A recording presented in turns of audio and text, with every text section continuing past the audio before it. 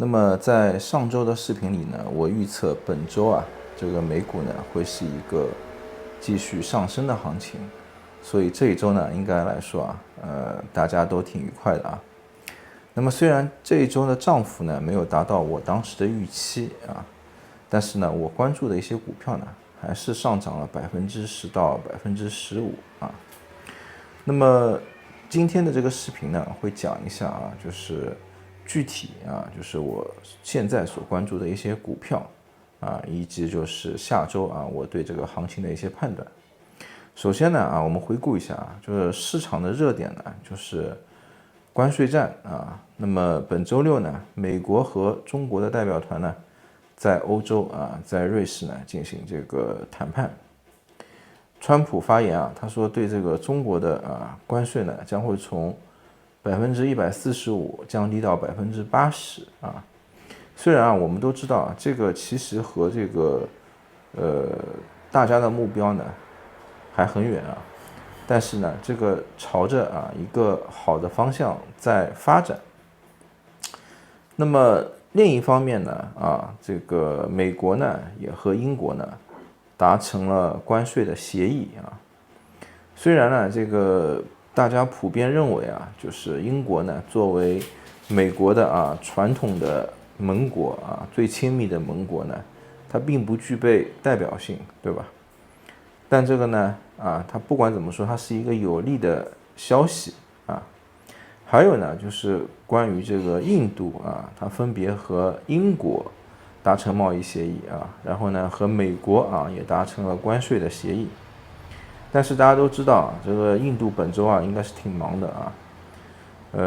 本周呢这个印度和这个巴基斯坦呢它这个产生了地缘政治上的冲突。那么它的这个冲突呢也导致了市场的一些不确定性但是呢好的消息就是他们现在已经要停火了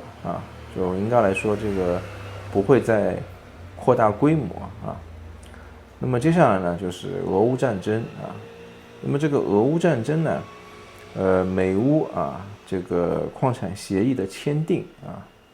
那么乌克兰和这个俄罗斯呢这个应该来说走向和平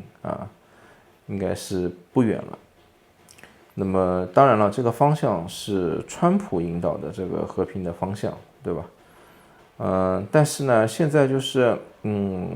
还是有很多方的利益还有就是战场也有一些不确定的因素估计还是需要一些时间的当然了，就是说很有可能就是随时我们都能听到突然之间来了一个好的消息就这个俄乌要达成和平协议了那么接下来呢，就聊一下具体就是我现在观察的一些个股吧。首先，我们先聊一下那个特斯拉特斯拉呢，本周呢，它最高是这个$271，最低是$271，最高呢是$307那么周五呢是收在这个$298.26其实特斯拉它这个几周的反弹力度呢是很大的虽然呢这个外界一直对这个特斯拉呢有着这样那样的这种负面的新闻，但其实呢这个特斯拉公司呢它本身它已经获得的成就呢其实没有改变唯一的呢我当时也说过，就是这个马斯克他离白宫太近了有点不务正业。那么现在呢，就是随着马斯克他将要就是回到特斯拉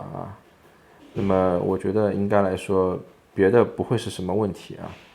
在这个电动能源车的技术储备上呢，特斯拉我觉得依然它有着就是超过其他竞争对手的黑科技的产品在这个产能和效率上这个特斯拉它也拥有这个中国上海的超级工厂。并且呢，其实特斯拉的客户总量呢它总体其实是在增多的虽然我们发现就是有很多人在网上骂特斯拉，但是就只要特斯拉每次有活动或者是有低价的时候这些人可能就骂着骂着他就买单了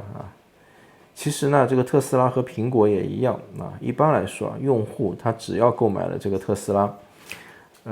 他还是会那个反复的啊，就是进行购买的。所以呢啊，特斯拉呢，它依然是美股啊科技股里面最有潜力的啊。我呢是长期看多的啊。再说说这个英伟达。NVIDIA 英伟达啊，这个英伟达呢，本周呢，它最低是在这个$110啊，最高呢是在$118，周五收盘呢是在这个$116.65啊。那么这个英伟达呢，最近啊，我聚焦的是2件事情，一个呢是他的这个执行长黄仁勋啊，他呢在这个美国白宫啊发出对H20芯片啊限制出口中国的行政指令后呢，他就飞去北京了啊，去北京灭火。他呢现在给出就是中国客户啊修改版的H20芯片的方案啊，他这个方案呢既能够不违反美国的规定啊，又能够守护住中国的市场。在上一个财年啊，中国市场啊为英伟达带来$170亿的收入啊。占这个公司总销售额的13%啊，所以中国市场这个黄仁勋是不会放弃的啊，他也想出了办法。那么第二件事情呢，就是这个黄仁勋啊，还是他啊，他在这个白宫啊给这个川普谏言啊，他明确的啊指出呢，他说这个美国对中国的芯片的禁令呢，不但不会阻止中国的芯片发展啊，反而会助长竞争对手，比如说那个中国的华为啊，它会让华为取得更大的成就啊。因为这个黄仁勋呢，他认为呢，他说这个中国的人工智能 AI 市场，在未来的2到3年啊，会达到$500亿的规模。如果美国芯片的公司啊，它失去中国市场的这个利润，是很大的损失啊，在竞争中呢，反而会减少了优势啊。其实呢，从这个川普啊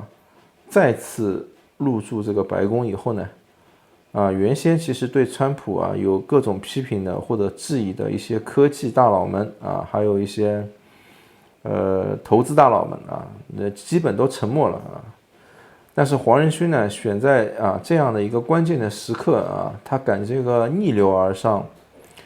啊，而白宫呢在5月7号表示呢，川普政府计划要撤销和修改拜登政府时期限制先进 AI 晶片出口的规则啊。要知道这个关税的问题啊，就这个美国搞这个关税的问题，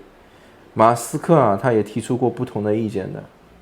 这个好像闹得还不愉快了啊，但是黄仁勋呢，他是取得了实际的进展和胜利啊。另外呢，这个瑞士银行 UBS 呢，今天也给出英伟达买入评级，维持目标价$180啊。这个瑞士银行的这个分析师啊，他最近1年的总胜率呢是在这个68%，总平均回报率呢是在30.3%其实应该来讲，这是一个非常不错的成绩啊。就是如果你长期在这个投资领域的话有这样的成绩是非常了不起的啊。那么其实呢，就是这个英伟达它之前在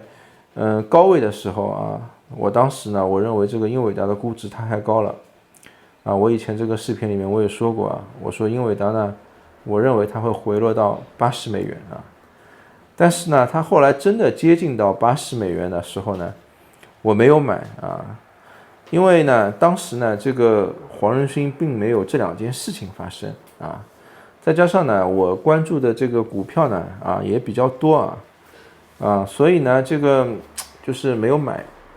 但是这个2件事以后我觉得我对这个黄仁勋执行长我觉得我有了更高的这个认识所以我认为呢，这个英伟达在未来的2年里面应该来说能够突破新高我觉得到达$300也不是没可能的事情我是挺看好的。那么接下来再讲一讲这个英特尔吧英特尔呢，本周的最低价呢是19.77美元啊，最高价呢是21.45美元啊。那么周五收盘呢是在这个21.42啊。那么英特尔呢，上周啊，它公布了不达标的业绩啊，但是我呢在那个上一个视频我也说了啊，我说上一次啊，它公布了这个业绩不达标，它要暴跌啊，但是这一次呢，我觉得它不会下跌啊。所以啊，这个本周啊看下来啊，还是继续上涨的啊。那么最近这个阶段呢，英特尔市场上的这种传闻啊是很多的啊。我当时在去年年底啊，我就说过啊，那个时候川普还没有就是入主白宫啊。我说这个川普政府啊，他如果要让美国再次伟大啊，那么波音飞机啊和英特尔啊这类股票呢，都是会上涨的啊。那么波音飞机呢啊，它在这个频频出现飞机负面这个消息的时候呢，市场其实当时是信心低迷的啊。我呢还是坚持就是我的看法，2个月里面啊，这个波音飞机啊就从128美元的低谷啊，到现在194美元啊。英特尔其实一样的啊，英特尔曾经也是非常伟大的这个公司啊，并且呢，它也是这么多年啊，它也没有怎么爆发过的公司，别的这些同类的公司都已经涨了好几倍了啊。所以呢，我觉得啊，当前呢，在这个英特尔重新调整了战略啊，更换了 CEO 啊，并且呢，就是川普要执行让美国再次伟大，对吧？所以我预计呢，它会成为市场热点的啊。我认为啊，还是这个英特尔潜力无限的，至少未来是3到5倍的这个预期啊，就是我认为它会到60到100美元啊。那么本周呢，英特尔呢，它批准了新任CEO 陈立武的一个股权的一个激励的计划随着就是只要英特尔的股价增长，那么这个 CEO 呢，他最高呢就可以获得4200万美金的这个股票激励啊。所以呢，我觉得就是不管这个 CEO 他是为自己还是为公司他都会竭尽全力的，对吧？还有呢，就是现在这个英特尔这个2纳米的这个18A 这个制程的工艺呢，获得了微软的代工合同并且呢，它目前和这个谷歌还有英伟达呢也在进行谈判就它这个生意应该来说是越来越好了接下来再说一下这个奈飞奈飞呢。这个本周是最高是1164美元周五收盘呢是在这个1140.22美元最低呢是1114美元感觉这个奈飞有可能看起来要向下了，对吧？其实奈飞的股价它已经连续上涨了5周我关注奈飞的时候呢，它的股价只有多少它当时只有300多美元。说实话我真的没有想到过奈飞会涨到1000美元以上我当时觉得就是300多美元翻个倍到500-600差不多了，对吧？奈飞呢和这个亚马逊就是 Amazon 我几乎是每天都在使用的一个就是网上购物，对吧？还有就是看电影嘛。那么亚马逊的那个电影我也经常看的我觉得也还可以亚马逊有很多那种大片，并且它这个视觉效果其实做的也不错。但是呢其实他们有显著的区别的亚马逊它公司的主营业务，对吧？它这个电商，它很多的产品其实是来源于中国的像现在这种川普的关税的政策还有就是中国电商公司的出海像什么 Demo 就是拼多多的海外版，对吧？还有阿里速卖通或者说像 TikTok 现在越来越多的人带货都会对亚马逊产生一定的影响但是这个奈飞呢，它在影视制作的这种内容平台上呢，它有着这个全原创的全球化的内容的这种类型它是多样化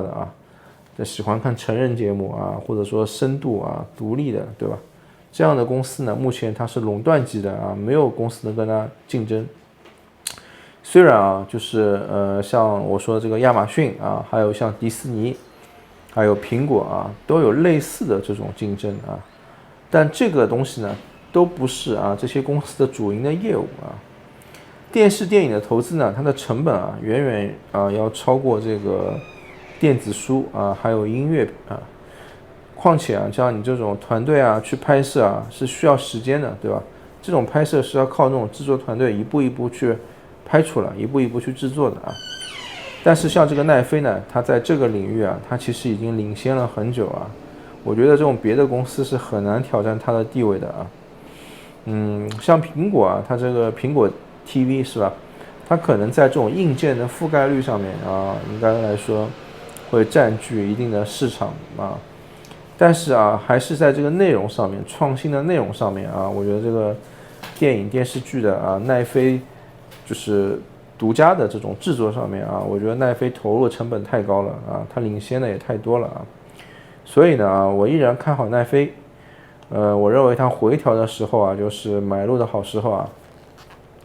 1100多美元如果能回调30%我觉得也不错了我觉得应该来说，未来奈飞还是很有潜力的